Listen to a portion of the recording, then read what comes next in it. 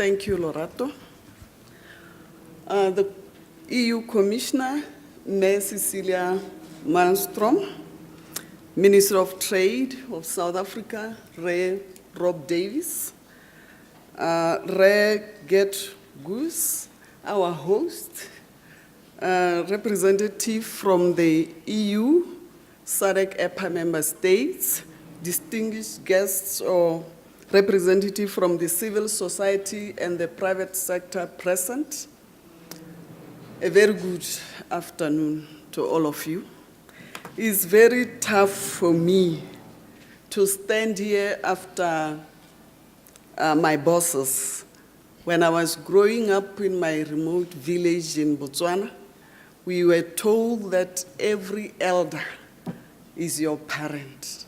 I think those were the days when we knew nothing about somebody killing the others or taking advantage of them in some negative way. But I'm saying this to say, when Red Davis was here and talking about the journey that we had when we were negotiating the EPAs for 10 years, I felt proud because he was speaking and saying they got a better deal as South Africa. And let me say, it was not only South Africa, but other SADC-EPA member states like Botswana who got duty-free, quota-free market access into the European market. I said I was proud because, as he said, we fought. But I'm happy that today we stand here united and excited because you got an outcome that we can confidently say is good for all of us in the party. So a lot has been said this morning about the benefits of the EPAs, and I'm not going to repeat that. I am standing here on behalf of the coordinator, which is Botswana, my minister, and I will just take you forward to where we are in this process now. We have a committee that is a joint trade and development committee between us and the EU. We met in February this year, and we came up with some action points that we believed will lead us to the implementation of the agreement. I'm happy to say some of the member states in the EPA group have started work on the national implementation plans in order to effect the implementation of the agreement. We have also publicized our tariffs book. We are at the moment ironing up issues that, of course, when you start something, you expect to have some hiccups there and there.